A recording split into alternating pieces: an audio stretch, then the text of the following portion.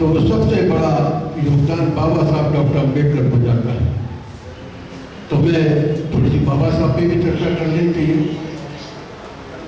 बाबा साहब के जीवन से जुड़ी एक घटना मैं आपके बारे में आपके सामने रखना चाहता हूँ।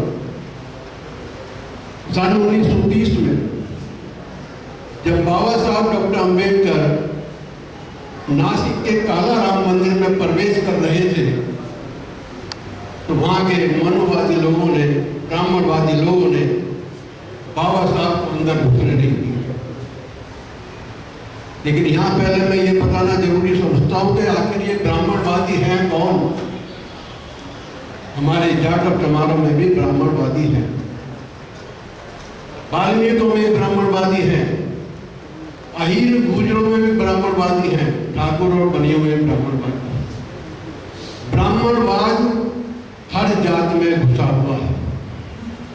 माननीय काशीराम साहब कहा करते थे कि मेरा विरोध ब्राह्मण के खिलाफ नहीं है, मेरा विरोध ब्राह्मणवाद के खिलाफ है।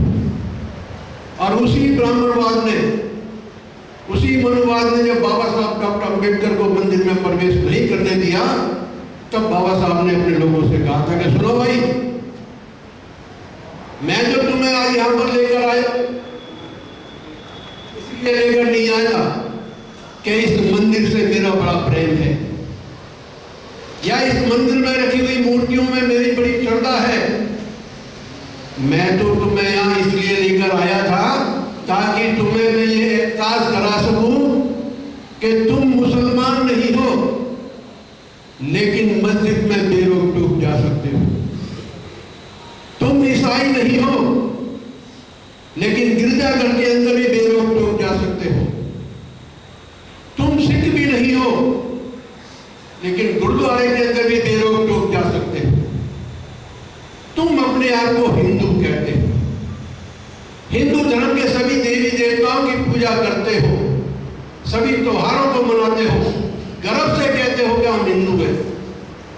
इसके बावजूद भी तुम्हें आज मंदिर में घुसने नहीं दिया। धिक्कार है तुमको, धिक्कार है तुमको। अगर तुम चाहते हो कि तुम्हें सम्मान मिले तो इन मंदिरों का पीछा छोड़ दो, तुम्हारा भला हो जाएगा। इन फर्ज देवी देवताओं का पीछा छोड़ दो, तुम्हारा भला हो जाएगा।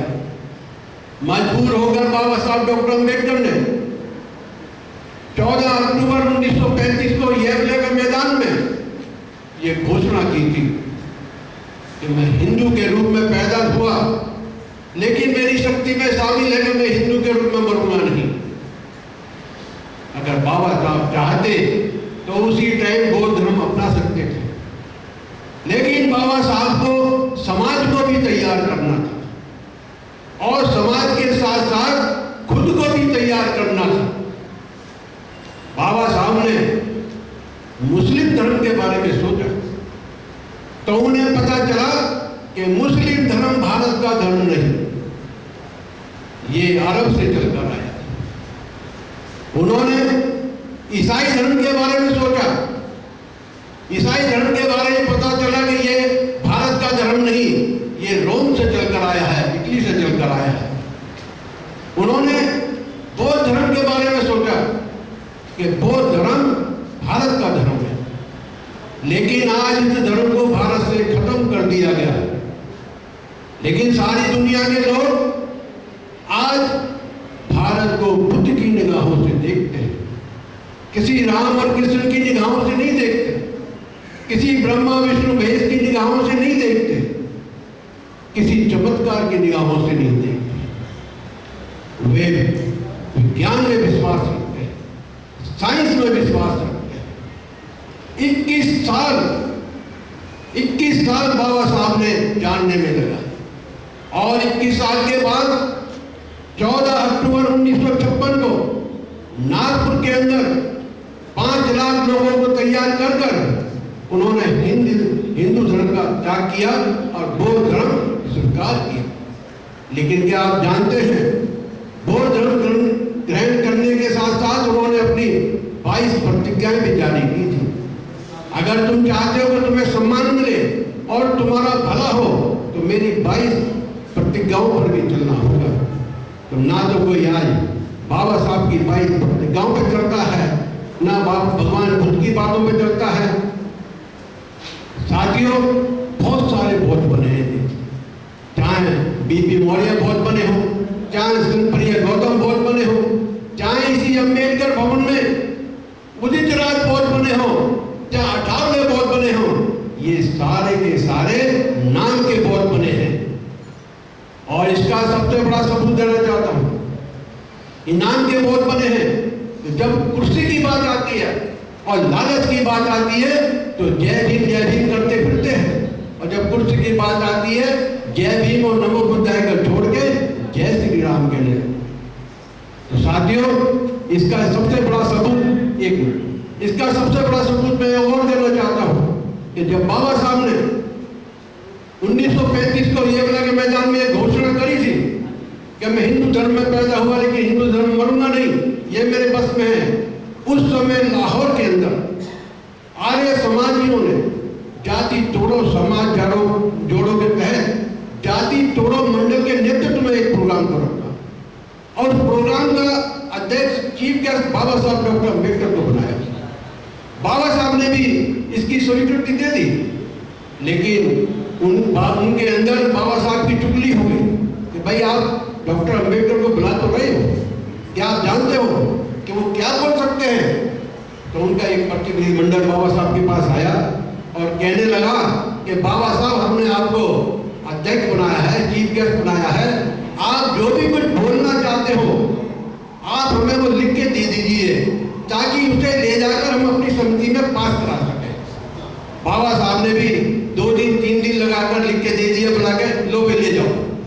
लेकिन जब वो पढ़ा और पढ़ने के बाद फिर वापस आए, कहने लगे बाबा साहब, डॉक्टर अम्बेडकर साहब, आपका लेख बहुत बढ़िया है, बहुत सुंदर है, अगर इसमें से आप इस पैरे को हटा दें तो इसमें और 4 चांद लग जाएंगे, और 4 चांद लग जाएंगे।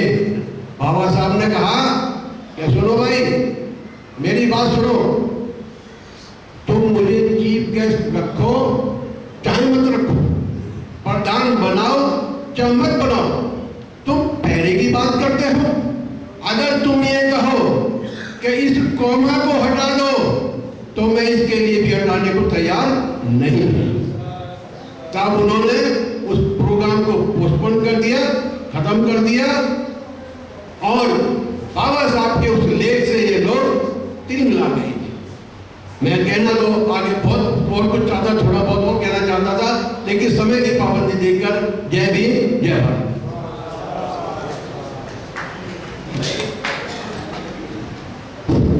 वही जो लेख एक किताब के रूप में आप लोगों के बीच में बाद में आया, जिसको जाति पर शुल्क इस तरह की किताब है, बाबा साहब की बाद में आई थी, जाति तोड़। हाँ, वो वही लेख था जिन्होंने अभी सर ने उल्लेख किया।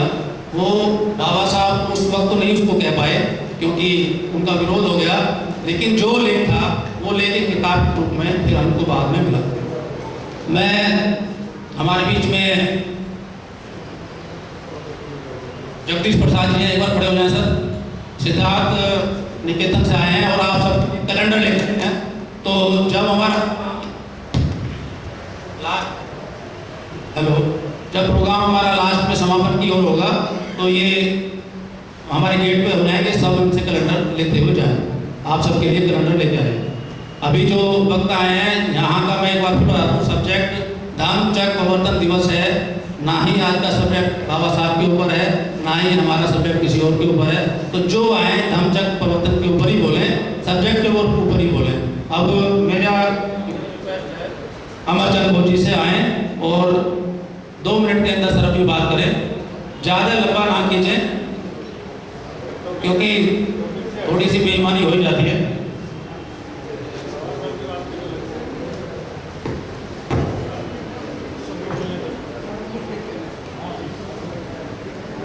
अरहं सम्मा सम्बुद्धो भगवा बुद्धं भगवन्तं विवादेमि स्वाहातो भगवता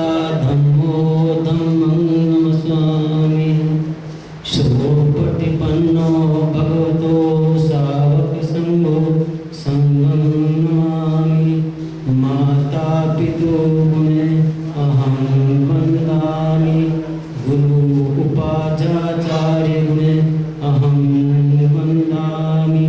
पूज्य भक्ति जी को वंदन करते हुए आप सभी को से प्रेम नमो बुद्धाय जय गुरु। साथियों, कोरोना काल में हमारे साथी बहुत गए, अभी भी गए, तो मैं उनको सबको अपनी श्रद्धांजलि अर्पित करता हूँ। साथियों, जो आज का पर्व है, पर्व बहुत महत्वपूर्ण है। यहाँ तो इंडिया में तो कुछ भी नहीं मनाया था, लेकिन इसका पर्व है। आज के दिन को उपदेश दिया था, 4 आर्य सत्य आर्य अष्टांगिक मार्ग का उपदेश देकर, तो जहाँ तपस्या की थी, जब तथागत तपस्या करते थे तो छोटे छोटे बच्चे आते थे, तो उनके लिए कुछ दाने जो उस टाइम के होते थे वो दाने ला के आते थे, लेकिन कभी भगवान बुद्ध खाते नहीं थे, विपස්සना में बैठे थे, वो बच्चे बहुत दुखी थे। जब ज्ञान प्राप्त होने से पहले वो बहुत इतना कमजोर हो गए थे, तो सुजाता की जो उदाहरण होता है, वो भी जब बच्ची रही होगी, लेकिन शादी हुई जब वो 6 साल में बच्चे हो जाते हैं, तो वो भी खीर लाई थी जिससे ज्ञान प्राप्त है। ये तो यहाँ लगाते हैं, जब ज्ञान प्राप्त हो वो किसको ज्ञान दें, तो 5 वर्ग के व्यक्ति को जो सारनाथ है उनको उपदेश दिया। तो उपदेश उन्होंने दिया 4 आर्य सत्य अष्टांगिक मार्ग का।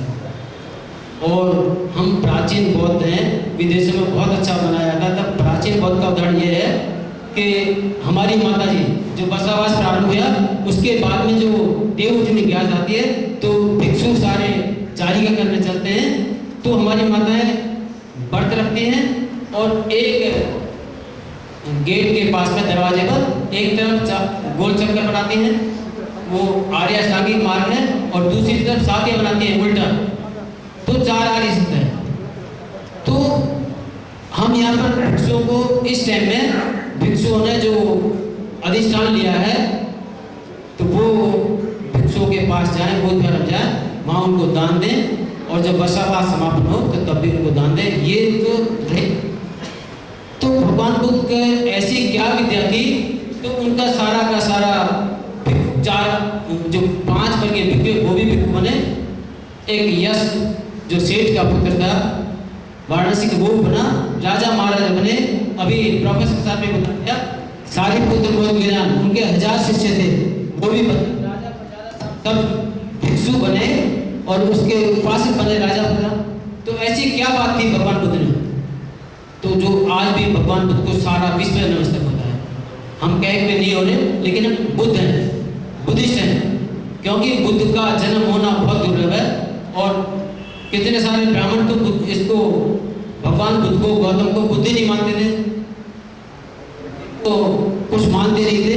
तो एक तो 32 महापुरुष लक्षण थे, वो आके जांचते थे, और जांचने के बाद निरुद्र हो जाते थे, और फिर उनके शिष्य हो जाते थे। कितने ब्राह्मण पढ़े लिखे, और ब्राह्मणों ने इस धर्म को अपनाया। तो ये कभी बोध विहार में जाए और हम प्राचीन बौद्ध हैं, हमारे राजा बनाना जाए, तो अपने आप को भूल जाए कि मैं शेड्यूल कास्ट हूँ, मैं उस जाति से हूँ, उस धर्म से हूँ। तो हम प्राचीन बौद्ध हैं, और सारे संस्कार हमारे बौद्ध के हैं, क्योंकि हमारी माता जी ने कभी नहीं कहा चोरी करके आना, कभी नहीं कहा झूठ बोल के आना स्कूल में या कहीं से। तो हम प्राचीन बौद्ध हैं, अपने आप को बौद्ध समझें, और बौद्ध विहार में जाएँ, बच्चे समझ जाएँ, संडे को जाएँ, जिस दिन छुट्टी हो जब जाएँ, तो तब प्रत्येक दें। और ये तो रिजर्वेशन, हम नौकरियों में रहे तो रिजर्वेशन जाएँ, लेकिन महाराष्ट्र में बुद्धिस्टों को भी रिजर्वेशन मिलता है, चाहे सर्टिफिकेट बनाए ना बनाए, वो अपने आप को बुद्धिस्ट लिखते हैं। और हमारे 3 बच्चे, हमने बुद्धिस्ट लिखवाया है, उनको सब सुविधाएं मिलती है।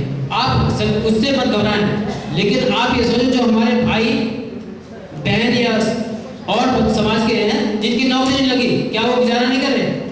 जिनकी सरकारी नौकरी नहीं है, रिजर्वेशन वो नौकरी नहीं कर रहे, वो अपना जीवन यापन नहीं कर रहे, तो आप क्यों भयभीत होते हैं भाई हमें रिजर्वेशन बौद्ध बन जाएंगे, लिखवा देंगे? तो उन्हीं इसी के साथ मैं आप सभी का अभिनंदन करता हूँ। नमो बुद्धाय, जय भीम, जय भारत।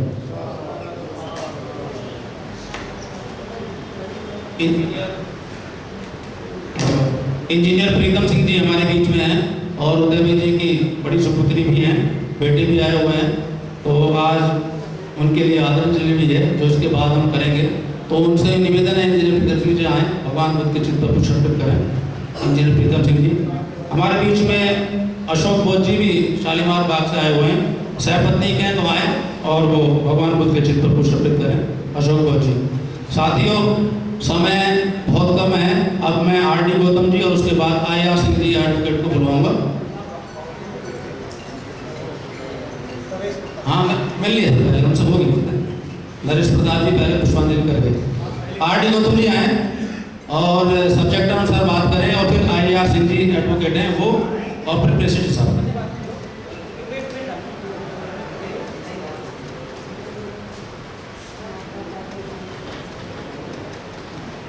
करुणा शीतल हृदयं पज्योति विहत मोहतमं सनरावर लोक दरुबंदे सुगतं गति विमुक्तं। जिनका हृदय करुणा से शीतल है, जिन्होंने अपनी प्रज्ञा से संसार के सारे अंधकार का नाश किया है, ऐसे त्रिलोक गुरु तथागत बुद्ध सबसे पहले वंदन करता हूँ। सामाजिक क्रांति के बोल दूं क्या मैं? सामाजिक क्रांति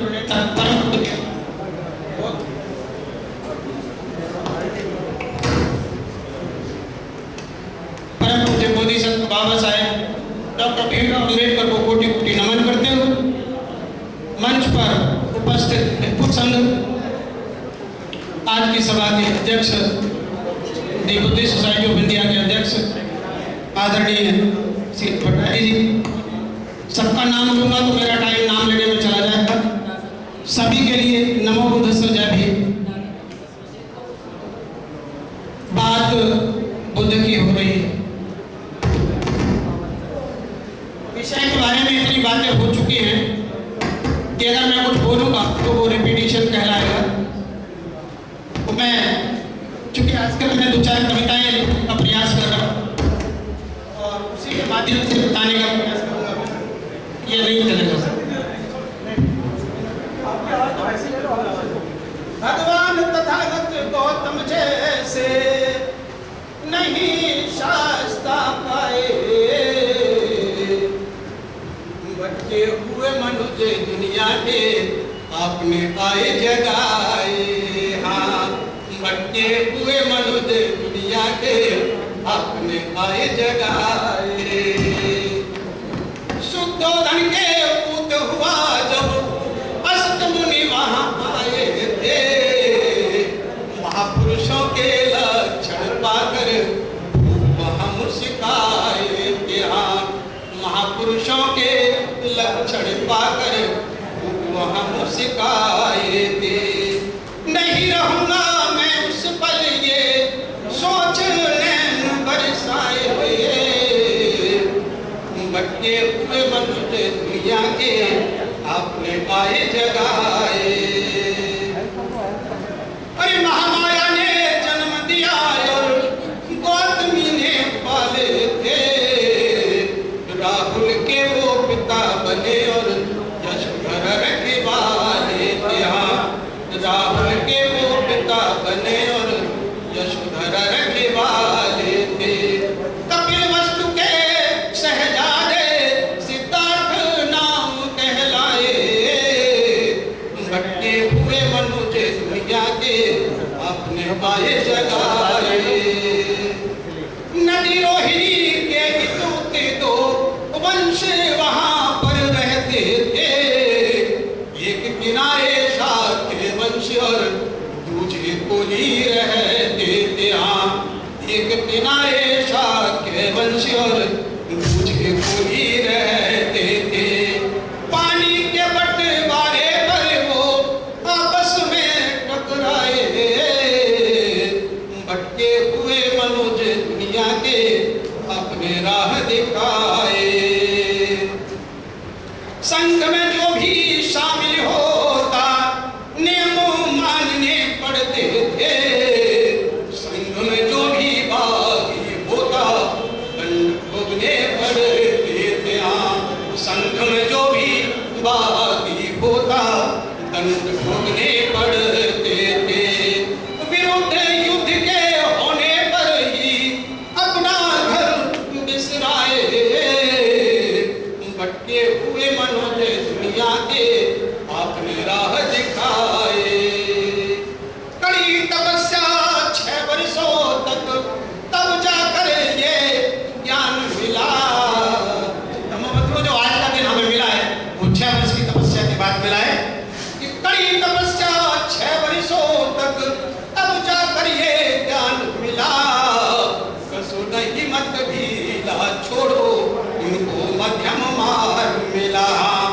सो नहीं मत ढीला छोड़ो, उनको मध्यम मार्ग मिला।